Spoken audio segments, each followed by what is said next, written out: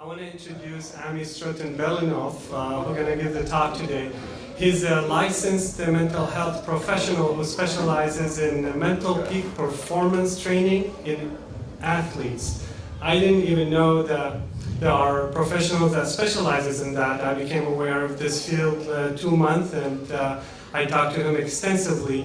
He specializes in working with youth to adolescents, collegiate to professional athletes, and he's done a lot of work with professional athletes in North County. He holds the secret to winning in competition, and he promised me he's going to spill some of the beans today. Welcome, Ami, and go ahead. Well, thank you, Hassan and JC. I think I can call you JC now, Juan Carlos. Thanks for the introduction, and thanks for everyone coming here. And just want to say thanks for inviting me.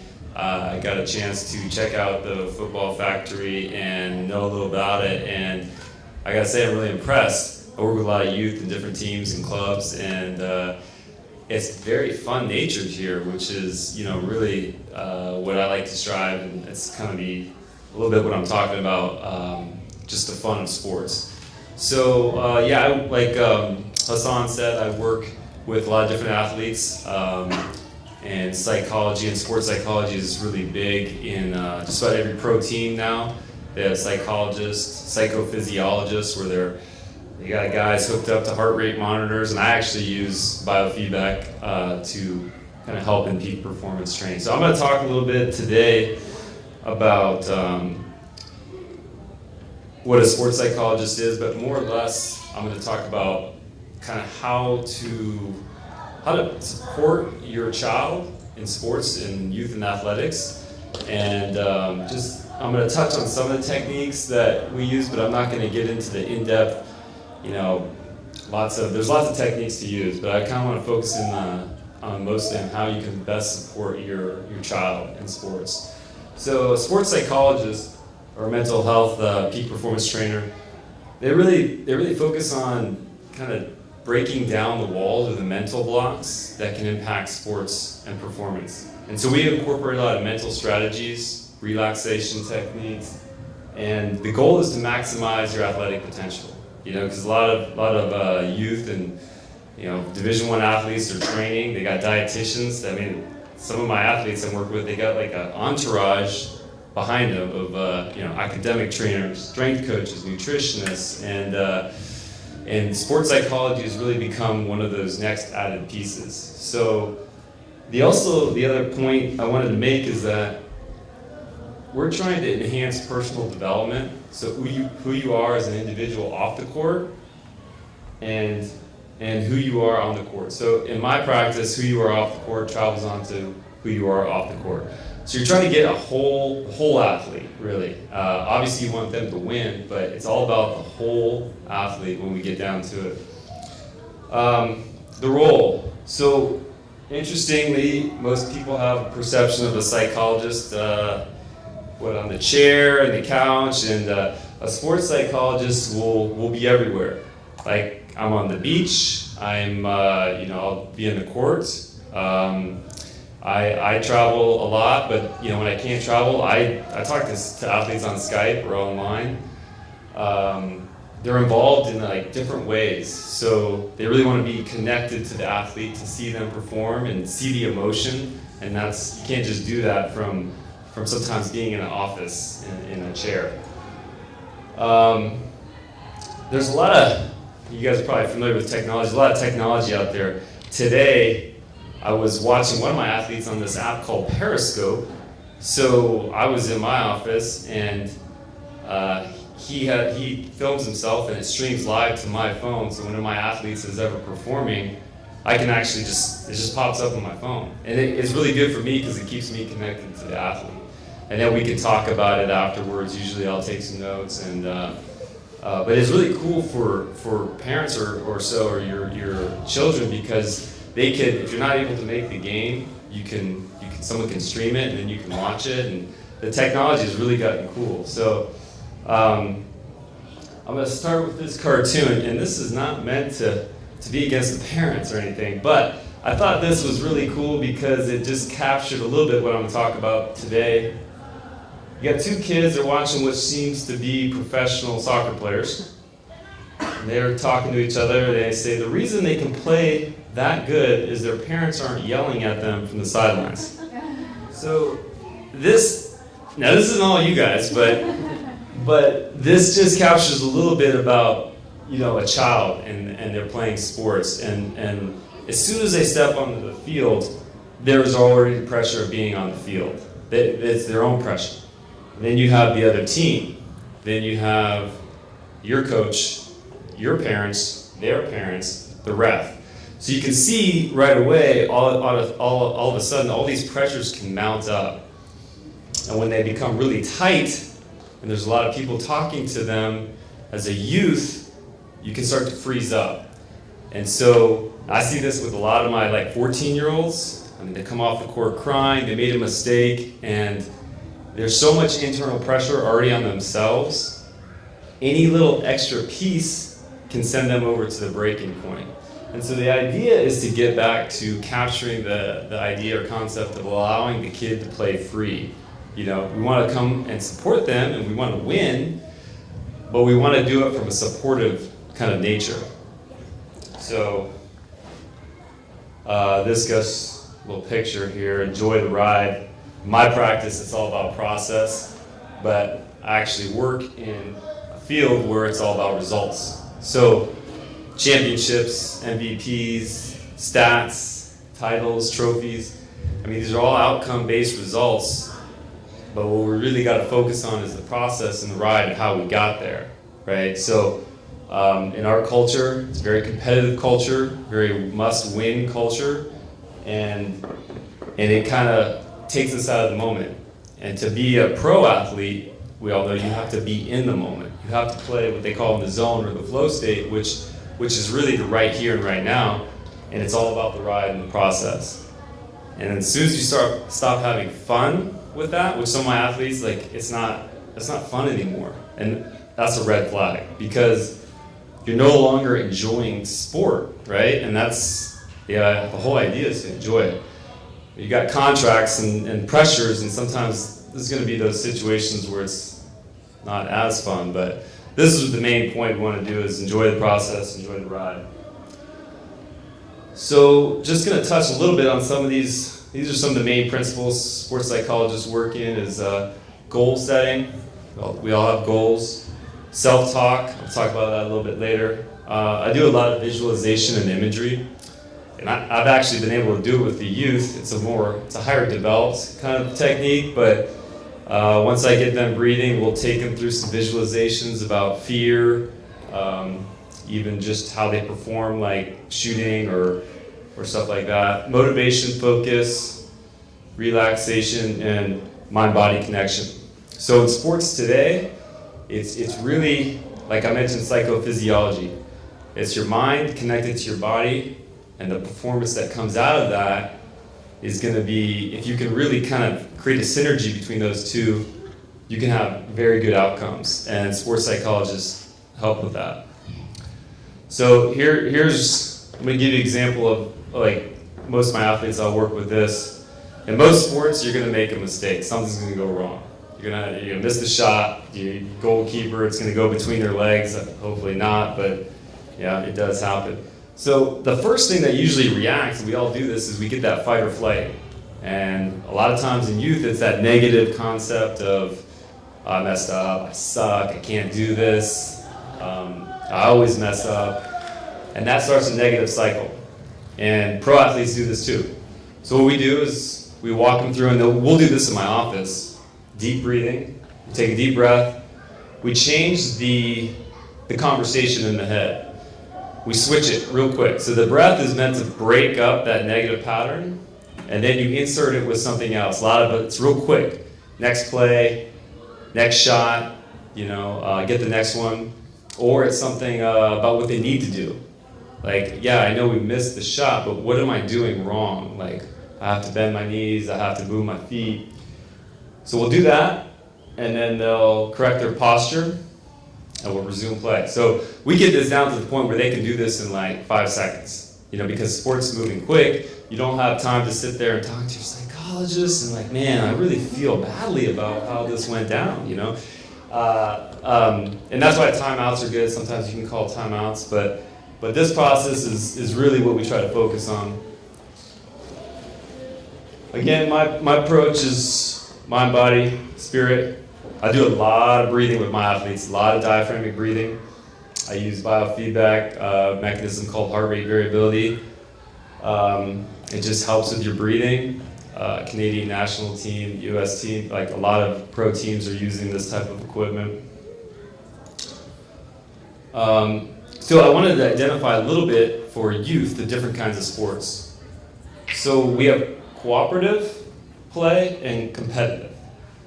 And there's a big difference here because cooperative is more the play that we did when we were kids, play hide and seek, get a bunch of buddies together, we'd go play soccer in the streets or football or tag or tackle.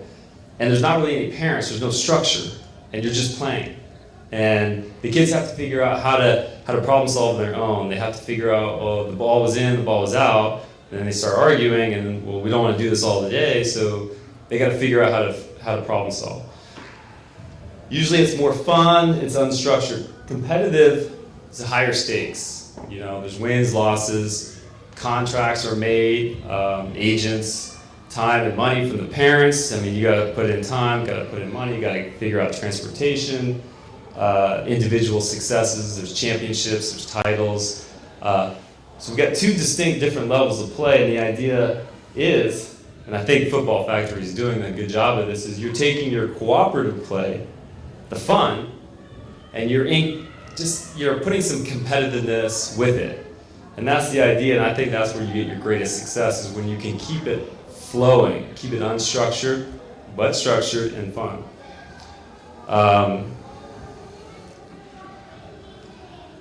So I have two videos. I'm going to show you this one. I like this one video. It's going to talk a little bit about youth and how we can support our youth.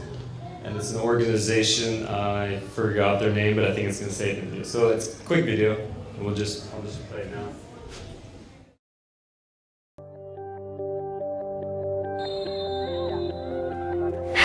You're teaching me to hate this game. You're teaching me that if I don't win, I'm a loser. You are teaching me to disrespect officials, to bend the rules. To show no respect for my opponents. You are teaching me to win at all costs. 70% of kids drop out of sports by the age 13. It's disturbing. Sideline confrontations, coaches losing their cool. What are we teaching our children about the game? And more importantly, about life? There is a better way, and it starts with Positive Coaching. Positive Coaching Alliance, an organization with a winning formula that is changing the way the game is played. Positive Coaching Alliance teaches coaching with two wins in mind. We call it double goal coaching. The first goal is to win. The second goal is teaching life lessons through sports, which ultimately brings more rewards than points on the scoreboard. It's a proven coaching method. I like this organization. I didn't really know about it, to be honest, but just doing some research, all the top coaches in different sports they have a lot of YouTube clips and give positive messages on how to support our youth in sports. And I really liked it because it captures the essence of what we're trying to do, is just build life lessons along with, obviously winning is fun and it's important, but more than that, being able to have a youth learn life principles.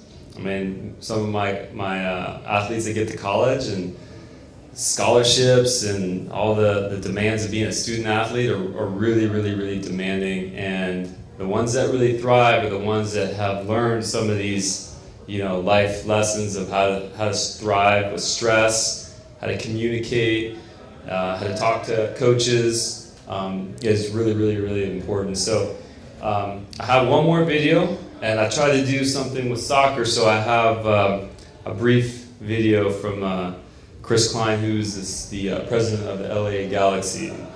He's also part of this organization.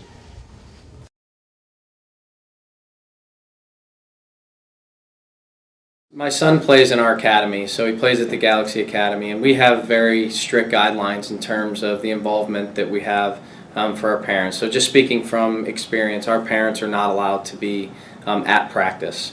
We very much think of this as a learning environment, and we don't go sit in our kids' classrooms every day when they're learning. So also what they have to submit to when they're on the sidelines at our games is we encourage parents to cheer for their sons when they're playing.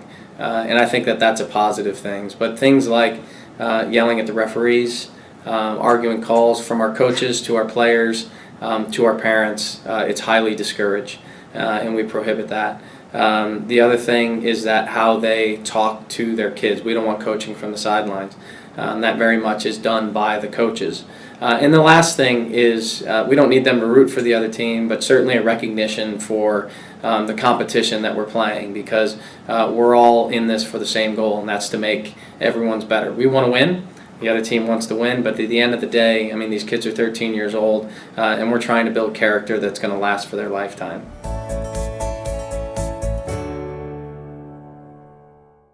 So I like what he says, and trying to build character, and really, like, a lot of the coaches, like I meet with, Division I coaches, they're coming out to recruit freshmen and sophomores in sports, and they're looking for things on the court just besides their athletic play, because they know these kids are going to mature, but like how they handle themselves on the court, and how they're able to thrive under stress, or how they deal with losing, or are they putting forth effort even when they're like way down.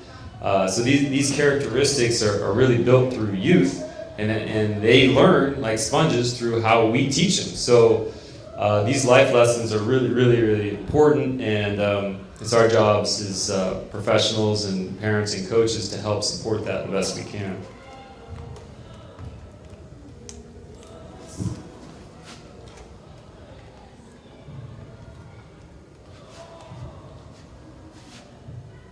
So I was reading some literature, and it's really good to hear. I wish I had a kid like that I worked with that I could bring up and tell you their experiences. But I did find some literature about, kids were interviewed in this book I was reading, and they're 6 to 16 years old. And these are like exact quotes of what they said when they were talking about sports. And just to say a few, they love learning new skills to be better. They like to push themselves.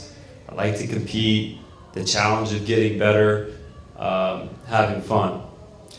On the negative side, they've said it's too much pressure to win, coach or mom is worried about winning too much, getting yelled at by too many people, other team parents yelling at our parents. I haven't really seen that one, but the politics of it all, and some parents getting out of control and are yelling at their kids. I'm not saying you guys are doing this. This is what's going on in our youth, though, and I've actually seen a couple, not so good, incidents I would have, not preferred to see with parents and other parents. So communication styles, obviously, I really didn't need to put the words here, but these are real pictures. These are real parents and coaches yelling at youth. And it's happening less and less, but obviously it's unsafe, it's aggressive, it's negative, and it's fear-based. Kids are already a little bit of a sense of fear already, and when we're coming at them with this type of communication, we're installing more fear. And in sports, fear, if you're captured by your fear, your productivity and your outcomes are going to be poor. Again, you don't really need to have the words with this. You can tell what's going on, and pictures paint 1,000 words. And this is supportive, nurturing, encouraging. It's process. It's patience. So this is the communication style that winning coaches usually are incorporating, and we might as well model it as parents. Before I get to this, I have a couple youth I work with. They're probably between 12 and 14, and it's very competitive, and they cry. They make a mistake, one mistake, and they cry. And the big idea that I like to get across is that we get in that moment of a mistake, and it's that fight or flight. If you make a mistake and you're not okay with failure, you're going to have a lot of trouble moving forward. And so it's good to foster those feelings of failure without any kind of negative attachment to it. And so this is what I really like to focus on with the youth is self-esteem. Sport's a great platform for self-esteem, building self-esteem. But it also can tear it down if it's not done right. And a lot of times youth make mistakes. And I tell a lot of my youth, if I'm working in a group, like on the court or field, I tell them if you're not ready to fail, you're not ready to win. Because failure is where we get better. But if it's not treated with support, a kid will see failure, and if there's that negative body language from the sideline, I mean, they see that disgust and that look, it just reinforces to them it's not okay to fail. It's not okay to make a mistake. And so the next time they have an opportunity to take that shot on goal or to make that pass, they're going to freeze. And if you freeze in sports, you're done. So we really want to foster that feeling that failure is okay, and that's a growing opportunity, a growing moment. Patience, again, process. Takes a while to get good. You know, I've got some older pro athletes who, I mean, they're still trying to make that top 10 finish, you know, and they've been working at it since they were like 10, you know, and it just takes patience. And kids grow at different ages, different maturity levels, and you never know when that light bulb is going to click, and all of a sudden they're going to be the star player. And then modeling. Kids are sponges. Whatever you do, whatever you say, they're just going to incorporate that. And they see everything. Man, they see so much stuff. You don't think they see it, but they see it, and they internalize it. And if we can model team, trust, gratitude, kindness, failure's okay, then they'll internalize that and say, I can do this too. And it's going to make them, when they're in college, and they have these skills and they have these abilities that you put into them, they're not going to burn out, they're not going to give up, and they're going to be successful student athletes and maybe even pro. So it really starts at a young age. I like this quote. I was a basketball player, so fear. This is Michael Jordan. I missed more than 9,000 shots in my career. I lost almost 300 games, 26 times. I've been trusted to take the game-winning shot and missed. And I've failed over and over and over again in my life, and that is why I succeed. So for me, it's a really big point, especially with the youth, to say that failure is not a negative thing. It's one of these things that fosters growth and success. I see this a lot. I see this just the pressure, and it's just tough. Because these kids are like 10 or 12, and the pressure is just like, you're supposed to be having fun, right? And, but I mean, competitiveness, this stuff happens. But we really want to try to create a reparative, supportive place when they get to that, because they already have enough internal pressures on themselves, and we're trying to relieve that pressure. But pressure is not always bad. So this is a research-based hypothesis called the inverted U hypothesis. And this is kind of the premise of my practice, and without getting into a lot of detail, it's about anxiety and arousal. And I do a lot of work with the nervous system as well, but again, I'm not going to go into detail on that part, but the main part I want to get across is that over-arousal, you can see at the one end, is poor performance. Arousal and anxiety, to me, I use interconnectedly. Low arousal, poor performance. So right in the middle, when you have optimal arousal, you have maximum performance. And that's when they get in the zone or in the flow state. So you have just enough anxiety to kind of get you to where you need to be in a tense level to win, but not so much where you're hijacked by your nervous system and your body actually freezes up. I try to tell athletes that this is when you get to that over-arousal that you actually cannot perform the function or execute the physical act that you need to do because your nervous system has now hijacked you. And so I really take a lot of time for the student or the athlete to understand their own feeling state. And that And that takes a long time to do, but once they get it down, they can adjust this in the moment. Motivation, I come across this a lot too, internal and external. Why are we playing the game? I had a student athlete, scholarship, Division I, ready to go, but the year before he was gonna go, everything just was like poor performance. We couldn't figure it out. And it came to be that he really wasn't playing for himself. He's playing for the scholarship that his parents really wanted for him. And he kind of lost that motivation that came from inside. And so we had to take some time to repair, like, let's play for me. And so internal motion is when you want to go to practice, you can't wait to get there. You're ready to reach your goals. Externals coming from, again, contracts, trophies, championships, parents, coaches putting pressure on you. And that's all right because it can create that anxiety level. But again, we're trying to find the right balance in between. So external and internal. A couple reasons why we lose motivation: loss of fun, too much failure, too much pressure, burnout, not being challenged enough. So if you're failing, if your kid's in a sport and it's just too high of a level, they're failing, it's just not fun anymore. So you're not motivated. So it's about finding that kind of right kind of level of play. If it's too easy and your kid, your son or daughter is a really extremely good athlete and they're in mid-level competition, they're just going to lose motivation as well. It's not as challenging for them. Goals are a huge part of my practice. I'm not going to spend a lot of time, but I can spend the whole kind of thing on goals. They're SMART: specific, measurable, achievable, realistic, and time-bound. I would also add in there dream goals and realistic goals. When I have an athlete come in, I always tell them, what's your dream goal? I want to know your biggest dream goal. They'll say like Rio, Olympics, stuff like that. And that's fine. We want to know that. That's your vision. But then I need to know, what's your realistic goal in the next year? What do you want to achieve in the next year? Scholarship. All right. So goals are huge though. And this is looking like a complex model, but this is my model. And these are the principles that I believe in to be a successful athlete.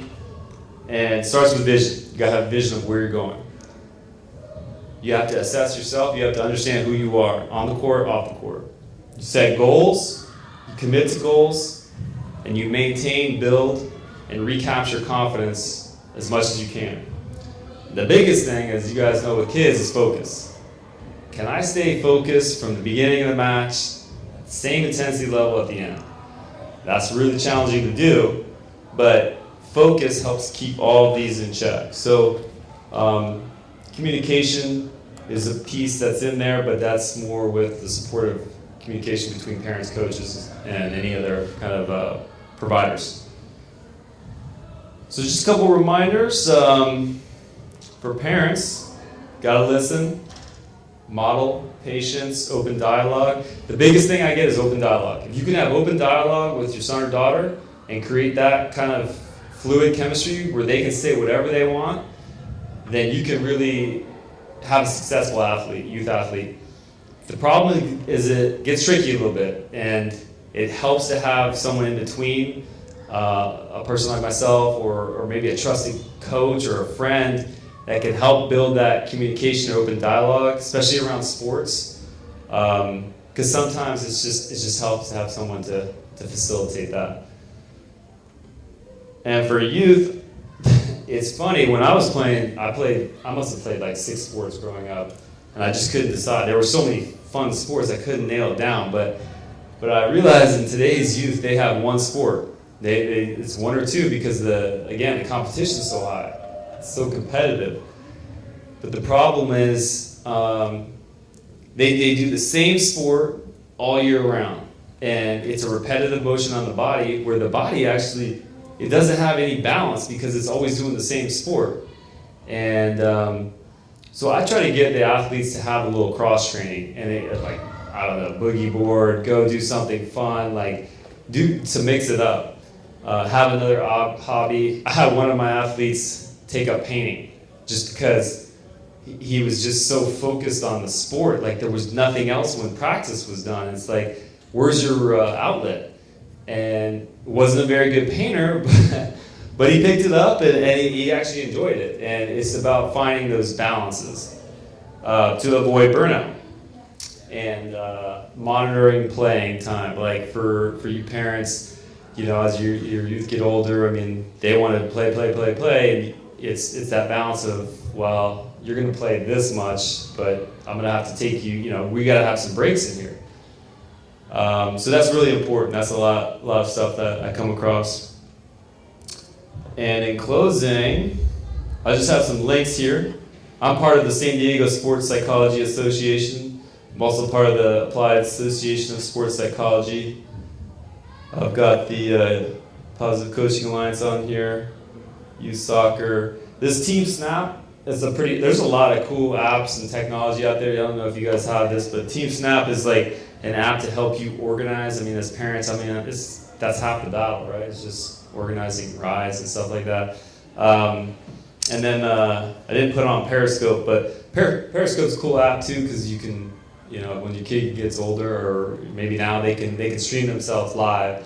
If you're at the office or you're somewhere else, and you're following them, which I hope you are, it would just pop up on your phone. You can watch the game. So yeah, that's it. So again, I really appreciate everyone coming and the opportunity to come here and talk. And if there's any questions, feel free to open up dialogue for, yeah. Can you talk a little bit about kids that maybe you've had for a while and the points that you see the burnout? Because one of the struggles that I have is really understanding burnout. I've never been an athlete. I mentally don't get it because to me you push through burnout, right? Yeah, burnout's a tough one. You really have to, like in my experience, a lot of the youth don't want to stop playing, right? They just want to keep going. But like some of the telltale signs are fatigue. I mean, you can see when an athlete's fatigued, you start seeing more injuries, frustration levels go higher, like a normal play that they would have not had so much problems recovering from or resetting, and they just fall apart, like full on tantrum. I've seen it. And you know, as a parent, your goal is to watch out for that, because the coaches, the strength coaches, the dietitians, that's their role, is to provide that. But they need that support role, and that's the thing that can only come from a parent, in my opinion. And so, open dialogue is the other thing. You know, sometimes if you have a sense or a red flag, you're probably right. Like, they're burnt out. And in my opinion, you don't push through burnout. You kind of work around it and you step back from it. Because in sports, I don't know how many of you guys follow, soccer, NFL, NBA. I mean, athletes are going up and down. It's the longevity of your ability to maintain through the whole season. And they don't get the option to just take a break. Well, I guess LeBron's been taking a week or two here or there, and that's just resting, which they didn't used to do, but you really got to watch that. It's real important. Yeah. I don't know if that answers your question, but it's better to kind of sit down with burnout and have a conversation around it and open up the dialogue, and you be, at some point, the master that's going to say, we're going to take a break. You know, I think, in my opinion, that's the best route, especially with youth. Yeah. Any other questions or comments? The best time to discuss outcome with coaching after games. Yeah, so I have a couple friends that are soccer coaches, and they say the best time is to wait one day after a game, especially if it's a heated game. At least one day, come back and have a discussion about, I don't know, like playing time or results, technique. Maybe you had some ideas or thoughts about the game, but it's just too many emotions running high, and it's good to take at least a day. It was interesting, one of my coaches was telling me this the other day, is that they actually did a game once where there was no talking. Like, the coaches couldn't talk, the parents couldn't talk, the kids just went and played. And it was a really cool life lesson because and now he knows this team well and they work on this stuff in practice, but the youth had to figure it out on their own. Like, we're not wall passing, we're not creating space, like all that stuff they had to do. And it was really cool because it was, he said his assistant coach within the first minute was yelling. And he just, it's just, that's your instinct, right? But it was a cool challenge, he said, and it has a great learning experience. Not that you need to do that, but it was really, really interesting. So, any other comments or questions or feedback that you didn't get closure on? All right, well, appreciate it. Thanks for coming. Great football practice.